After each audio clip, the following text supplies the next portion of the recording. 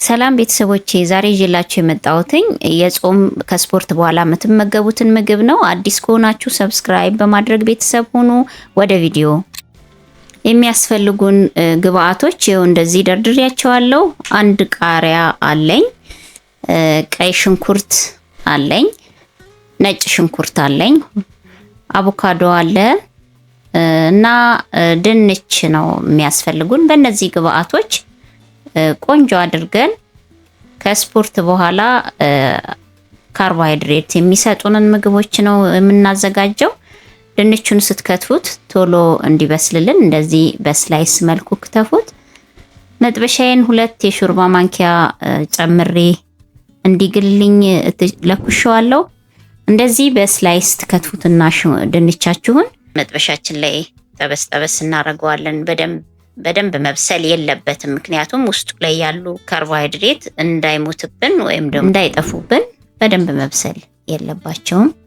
ይሄው በዚህ መልክ ድንቼን ከትፌ ጨምሬያለሁ መጥበሻዬ ላይ። ሽንኩርቴንም ምከትፈው በስላይስ ነው፣ ሽሪምሪ አይነት አከታተፍ ነው ምከትፈው። ከስፖርት በኋላ የምትመገቧቸው ምግቦች ወሳኝነት አላቸው።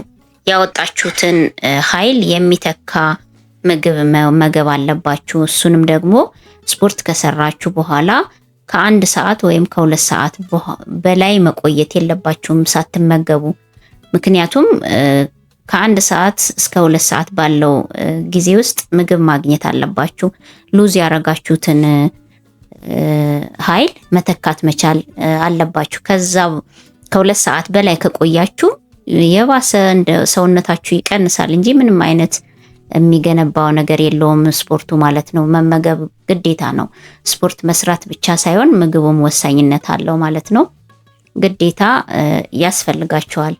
ካርቦሃይድሬት ብቻ ሳይሆን የሚያስፈልጋችሁ ፕሮቲንም ያስፈልጋል። ፕሮቲንን ደግሞ የምታገኙት ከስጋና ከወተት ተዋጽኦ ነው።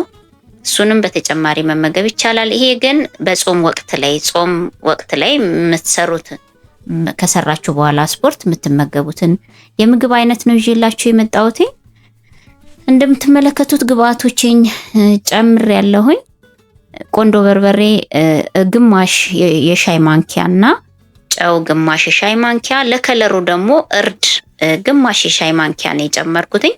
አብሮ ጥብስ ካለ በኋላ ከታትፌ ጨምር ያለው ሽንኩርቴንም ቃሪያዬንም ከታትፌ ጨምሬ ጥብስ ካለ በኋላ አብሮ የተወሰነ ትንሽዬ ውሃ ጠብ አድርጌ አብሮ እንዲበስል አድርጌዋለሁኝ።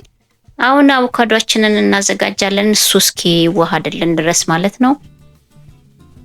አቮካዶን እንደዚህ አንዳንድ ጊዜ አቮካዶ ውስጡን ስትከፍቱት ጥቁር የሆኑ ነገሮች ይኖሩታል። እነሱን ቀስ ብላችሁ ከላይ ብድግ በማድረግ ንጹህን ቦታ ብቻ መጠቀም ይቻላል። ልክ እዚህ ጋር እንደማደርገው ማለት ነው። በጾም ወቅት በጣም ምን እንመገብ የሚሉ አሉና ያው ብዙ ጊዜ ስፖርተኞች የስጋ ተዋጽኦ ስጋና የወተት ተዋጽኦ ነው በብዛት የሚጠቀሙት።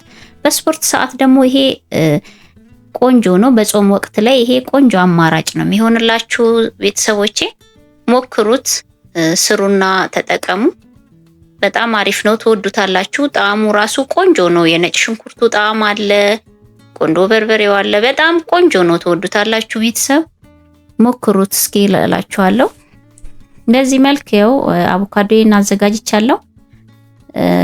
ትንሽ ቀዝቀዝ አድርጌ ነው ድንቼን ይዤ የመጣሁትኝ፣ ምክንያቱም ቀዝቀዝ ማለት አለበት። አቮካዶ እሳት ላይ ካደረግነው ቃናው ይቀየርብናል። ስለዚህ አውጥተን ቀዝቀዝ አድርገን አውጥተን ነው መቀላቀል ያለብን።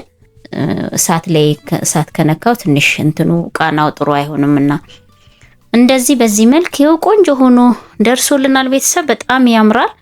ሰርታችሁ ሞክሩት። ላይክ በማድረግ ብዙዎች ዘንድ ቪዲዮ እንዲደርሱልኝ አድርጉ። ቀጣይ ቪዲዮ እስክንገናኝ ድረስ ደህና ሁኑ።